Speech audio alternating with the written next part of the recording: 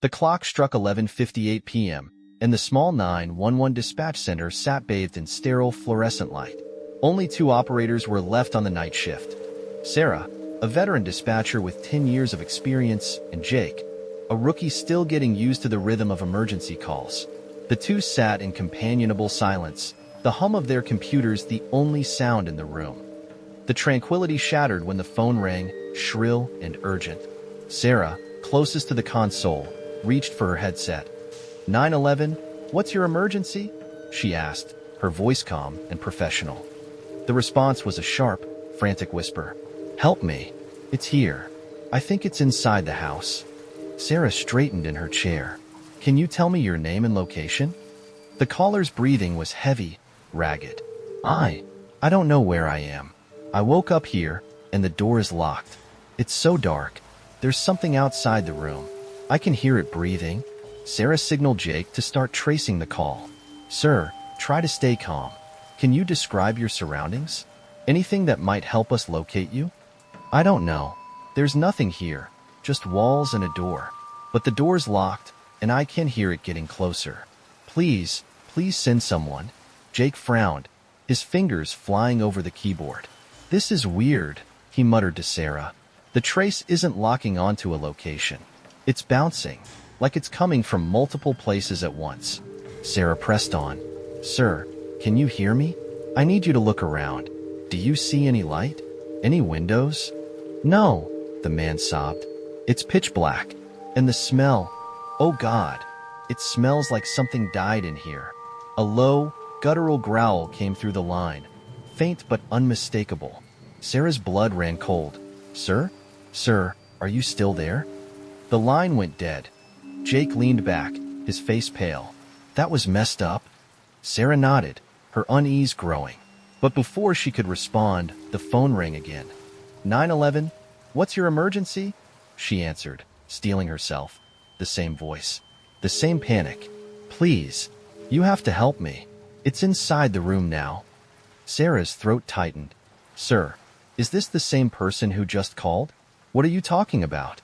This is the first time I've called. Please, it's getting closer. You have to send someone. Jake gestured wildly to his screen. The trace is still all over the place.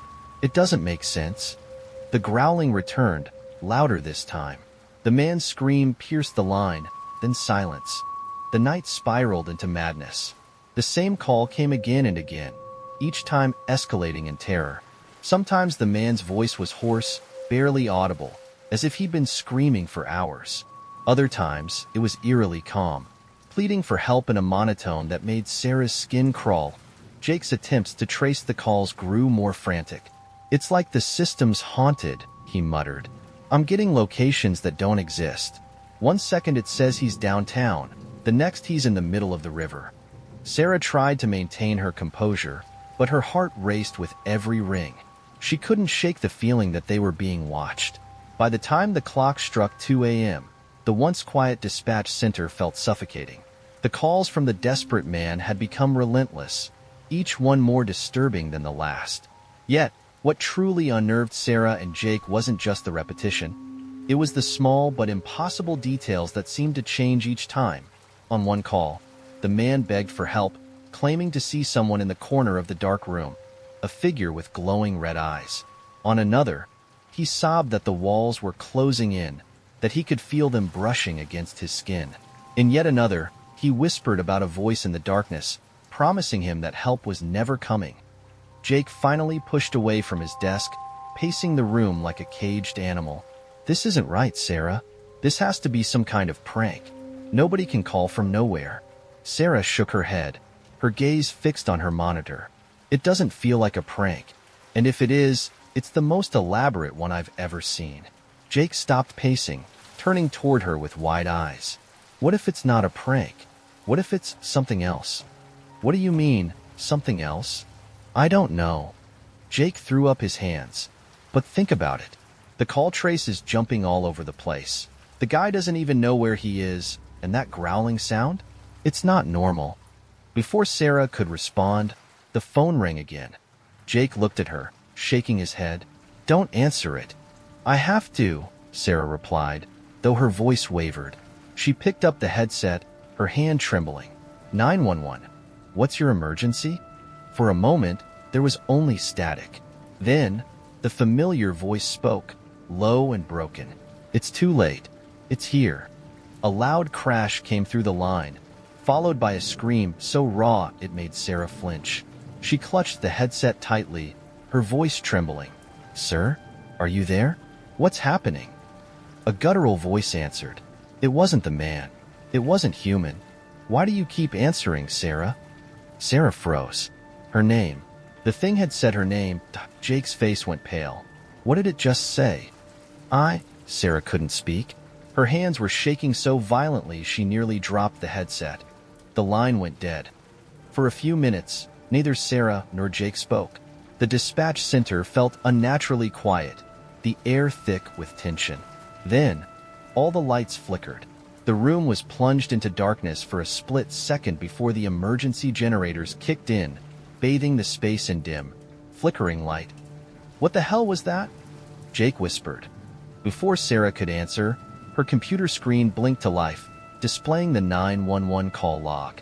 One by one, the entries began to erase themselves, replaced by a single word repeated over and over. Help. What is this? Sarah breathed, leaning closer to the screen. Her fingers hovered over the keyboard, but she hesitated to touch it. Jake stared at his own monitor, where the same word was flashing in blood-red letters. It's on all of them, he said, his voice barely audible. Every screen. The phones rang simultaneously, their shrill tones echoing through the room. Sarah and Jake exchanged a glance, neither daring to answer. Then, the door to the dispatch center creaked open. Both of them turned toward the sound. The hallway beyond the door was dark, lit only by the faint red glow from the emergency lights. A cold breeze wafted in, carrying with it the metallic tang of blood. Did someone come in? Jake whispered, his voice cracking.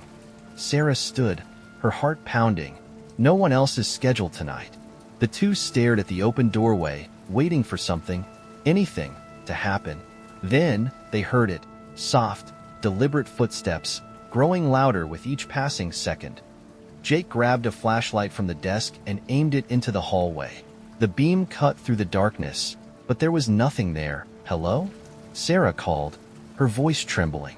Is someone there? The footsteps stopped. For a moment, there was only silence. Then, the guttural voice from the phone echoed through the hallway, distorted and inhuman. Why do you keep answering? Jake stumbled back, nearly dropping the flashlight. Sarah grabbed his arm, her nails digging into his skin. We have to get out of here, she said, her voice barely above a whisper. Before Jake could respond, the lights flickered again, plunging the room into total darkness. The phones stopped ringing, replaced by an oppressive silence. Then, the growling started. It was faint at first, like an animal pacing just beyond the walls. But it grew louder, more aggressive, until it felt like the sound was coming from all around them. Sarah fumbled for her phone, using its flashlight to illuminate the room. The light fell on the far wall, and what she saw made her blood turn to ice. The wall was covered in scratches, deep gouges that hadn't been there moments ago. Symbols were etched into the plaster, similar to those seen in occult rituals. They seemed to pulse, glowing faintly with an unnatural red light. Jake stared at the wall, his face ashen. What the hell is this? Before Sarah could answer, the growling turned into a deafening roar. Something slammed against the doorframe, hard enough to make the wall shudder. Sarah and Jake both screamed, backing away as a shadow began to spill into the room. It wasn't a person. It wasn't even an animal. The thing was amorphous, its form constantly shifting as it moved. Its eyes, if they could be called that, glowed like molten embers, and its presence radiated malice. The voice came again, louder now, shaking the very air around them. You were warned. Sarah grabbed Jake's arm, pulling him toward the back exit. Run. Sarah and Jake sprinted toward the emergency exit, their shoes pounding against the tile floor as the guttural growls chased them. Behind them, the creature's shape-shifting shadow seemed to stretch and slither along the walls, its glowing eyes unblinking as it closed the distance. Come on, Sarah yelled. yanking the door open with all her strength. She shoved Jake through first and followed, slamming the heavy metal door behind her. They found themselves in a narrow alley behind the dispatch center, the night air thick with an unnatural chill. But the thing wasn't far behind. "What is that?" Jake panted, his voice trembling as they ran down the alley. He risked a glance over his shoulder, immediately regretting it. The shadowy mass was pouring through the cracks around the emergency door, seeping into the night like liquid darkness. Its form solidified briefly into what looked like long, clawed arms that stretched impossibly far, scraping against the brick walls of the alley. "Just keep moving," Sarah shouted. The alley opened into a dimly lit parking lot. Their squad car sat at the far end, a beacon of hope in the suffocating darkness. But as they raced toward it, the air grew heavier, the oppressive weight pressing down on their chests. The shadows around the car twisted and churned, rising up to block their path. A figure stepped forward from the darkness, humanoid but wrong. Its limbs were elongated, its head tilted unnaturally to the side, and its glowing red eyes bore into them with malevolent glee. "You can't leave," it said, its voice a distorted echo of the man from the calls. Sarah skidded to a stop, dragging Jake with her. "What do you want from us?" The creature didn't answer. Instead, it took a step closer, its form flickering like a glitching video. Around them, the air crackled with energy, and the symbols that had been etched into the walls of the dispatch center appeared on the pavement, glowing faintly under their feet. Jake fumbled for his gun, his hands shaking so badly he almost dropped it. He raised it toward the creature, his voice breaking. "Stay back. I'll shoot." The thing laughed, a sound so deep and guttural it made the ground tremble. "Go ahead," it taunted. Jake fired. The gunshot echoed through the empty lot, but the bullet passed through the creature as if it were made of smoke. It tilted its head, almost amused, and raised a clawed hand. A surge of energy erupted from the symbols on the ground, throwing Jake backward. He hit the pavement hard, groaning in pain. "Jake!" Sarah screamed, rushing to his side. The creature advanced, its shadow spreading across the lot like a stain. Sarah glanced down at the glowing symbols, her mind racing. They had to mean something, some kind of ritual or trap. If they could figure it out, maybe they could stop this thing. Her thoughts were interrupted by the creature's voice, low and mocking. "You should have listened. You shouldn't have answered." Sarah looked up, her fear giving way to anger. "What are you?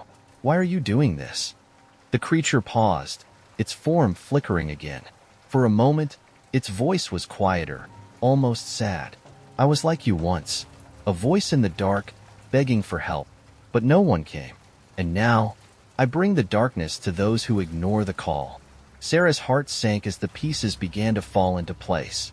The man from the calls, the one they couldn't trace, the one who begged for help, he hadn't been a victim. He had become something else, something twisted by his despair and rage. You were a dispatcher?" she asked, her voice barely audible. The creature's form stilled, its red eyes narrowing. "I was," it hissed.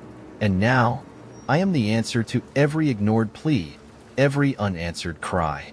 Jake groaned, struggling to sit up. "Sarah, what the hell is it talking about?" Sarah ignored him, her mind racing. If this thing was born from a dispatcher's despair, then it thrived on fear and helplessness. But what if they refused to give it that? What if they fought back, not with weapons, but with defiance? She stood, her legs shaking. "You're wrong," she said, her voice growing stronger. "We answer the calls. We try to help. We don't always succeed, but we don't ignore them." The creature growled, its form rippling. "Lies. You don't save them.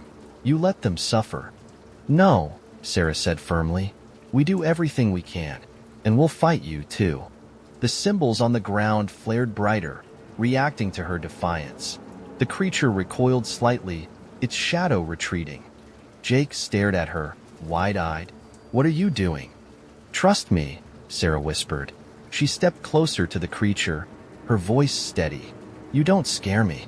You're just a shadow, a voice that doesn't want to be forgotten. But I remember you now. We remember you. And you won't take anyone else?" The air around them crackled as the symbols blazed with light, the energy coursing through the lot. The creature howled, its form distorting wildly. It lashed out, but its claws passed through Sarah harmlessly, as if it were losing its grip on the physical world. "No," it roared. "You can't stop me." But the symbols continued to glow, their light intensifying until it became blinding. The creature let out one final, ear-splitting scream before its form dissolved into wisps of smoke, vanishing into the night. The parking lot fell silent. Sarah collapsed to her knees, gasping for air. Jake crawled over to her, his face pale but alive. "What just happened?" "I think," Sarah said, her voice trembling, "I think we sent it back, wherever it came from." They sat in stunned silence, the events of the night replaying in their minds. The dispatch center loomed behind them, its lights still flickering faintly. Jake looked at her, his expression serious. "Do you think it's really gone?" Sarah didn't answer. Instead, she looked up at the night sky, the stars obscured by faint wisps of shadow. Somewhere, in the distance, a phone rang. The faint ring of the phone echoed through the night, distant yet unnerving. Sarah and Jake exchanged a glance, their faces pale and exhausted. "Did you hear that?" Jake asked, his voice barely above a whisper. Sarah nodded, her hands trembling as she pushed herself to her feet. "Yeah, but it's not coming from the dispatch center." The parking lot was eerily quiet now, save for that haunting ring. It seemed to emanate from nowhere and everywhere at once, carried on the cold wind. Sarah tried to focus on the sound, but it slipped through her senses like water through fingers. "We need to leave," she said firmly. "Get in the car." Jake hesitated but didn't argue. Together, they climbed into the squad car, locking the doors behind them. Jake fumbled with the ignition, the keys jangling in his unsteady hands. The engine roared to life, and the car's headlights pierced the darkness as they pulled out of the lot. The ringing faded, replaced by an oppressive silence that felt even worse. The ride back to their homes was tense and silent, each of them lost in their thoughts. Sarah couldn't shake the image of the creature's glowing eyes, nor the guttural voice that seemed to linger in her ears. Jake, meanwhile, kept glancing in the rearview mirror, as if expecting the shadow to reappear at any moment. When Jake finally dropped her off, Sarah hesitated before stepping out of the car. "Are you sure you'll be okay?" she asked. Jake forced a smile, though it didn't reach his eyes. "I don't think I'll sleep for a week, but yeah, what about you?" Sarah didn't answer. Instead, she nodded and closed the door, watching as Jake's car disappeared into the night. Back in her apartment, Sarah tried to go through the motions of her nightly routine, but everything felt wrong. The shadows in her small living room seemed darker, deeper, as if they were watching her. The hum of her refrigerator sounded too loud, like a distant growl. Even her own reflection in the bathroom mirror looked unfamiliar, her face pale and haunted. She tried to sleep, but every time she closed her eyes, she saw the creature. Its shifting form, its glowing eyes, its mocking smile. And in the distance, always, the faint sound of a phone ringing. At 3:33 a.m. She gave up. Wrapping herself in a blanket, she sat on the couch with a cup of tea, staring at her silent phone. She almost wanted it to ring, just to break the unbearable stillness. Across town, Jake wasn't faring any better. He had locked every door and window in his small apartment, even wedging a chair under the doorknob to his bedroom. But no amount of security could banish the feeling of being watched. He dreamed of the creature, standing at the foot of his bed. Its glowing eyes burned into him as it whispered his name, over and over, its voice a twisted echo of the calls they had taken. When he woke, drenched in sweat, the chair was lying on its side, and the bedroom door was wide open. The next day, Sarah and Jake met at the dispatch center. The building felt different in the daylight, less oppressive, but no less unsettling. The scratches on the walls and the strange symbols had vanished as if they'd never been there, but the memories remained. The two of them filed a report with their supervisor, leaving out the more supernatural elements.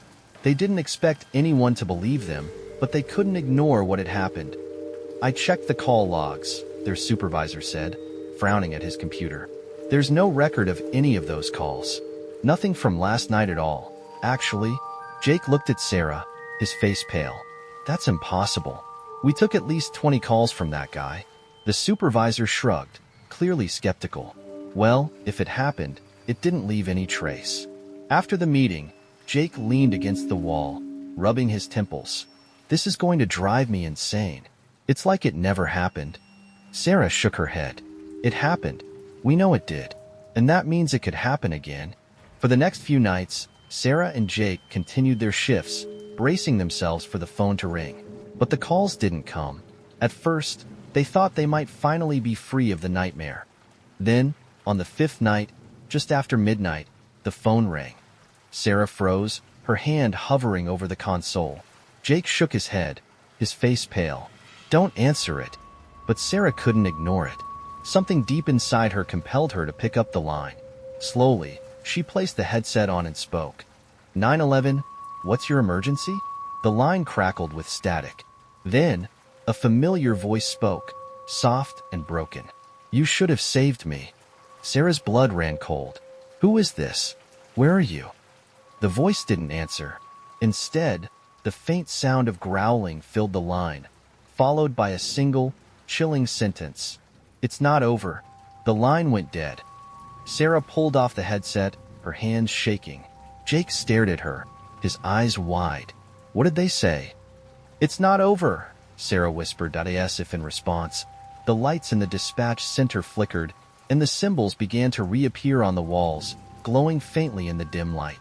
From that moment on, the calls became a regular occurrence. Each night, the phones rang at odd intervals, the voices on the other end ranging from desperate pleas for help to guttural, inhuman growls. The symbols appeared and disappeared at random, their meaning still a mystery. Sarah and Jake became consumed by the mystery, digging through old records and urban legends, trying to uncover the truth about the creature and the strange calls.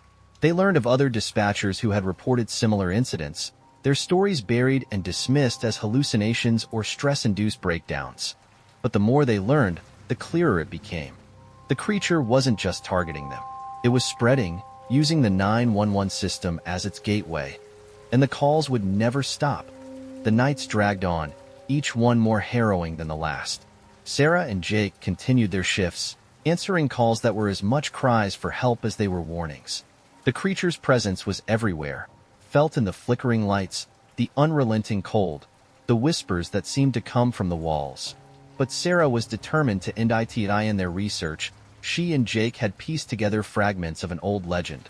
A story about lost souls trapped in the liminal space between life and death, tethered to the living world by unresolved anguish.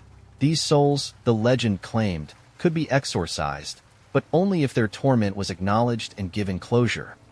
The key, Sarah realized, was not to fight the creature, but to face it. Sarah and Jake prepared carefully. They gathered candles, chalk, and sage, traditional tools of banishment, and set up in the dispatch center, where it had all begun. Sarah drew a circle on the floor with chalk, inscribing it with the strange symbols that had haunted them for weeks. She wasn't sure if they were protective or summoning, but they had power, and that was enough. At exactly midnight, the phone rang. Jake looked at Sarah, his face pale but resolute. Are you sure about this? No, Sarah admitted, her voice steady despite her fear. But we don't have a choice. She picked up the receiver. 911. What's your emergency? The line crackled, and the guttural voice came through, dripping with malice. You can't stop me. Sarah gripped the receiver tightly. We're not trying to stop you. We want to listen. The line went silent for a moment, as if the creature was taken aback. Then, the voice returned, softer now, almost human. You didn't listen before. I'm listening now, Sarah said. Tell me what happened to you. The creature's voice shifted, becoming that of the desperate man who had first called them. He spoke of a night long ago, when he had been a dispatcher like Sarah and Jake. A call had come in from a woman trapped in her burning home. He had tried to send help, but the system had glitched, delaying the response by the time the fire department arrived. It was too late. The woman and her 2 children had perished in the flames. The man blamed himself, and in his despair, he took his own life at the dispatch center. I called for help, the voice whispered, but no one came. I became the call. Sarah's heart ached at the raw pain in his voice. I'm sorry, she said. I'm so sorry for what happened to you. But you don't have to stay here. You don't have to do this. You don't understand, the voice said, trembling. It's not just me. They're all here. All the lost voices.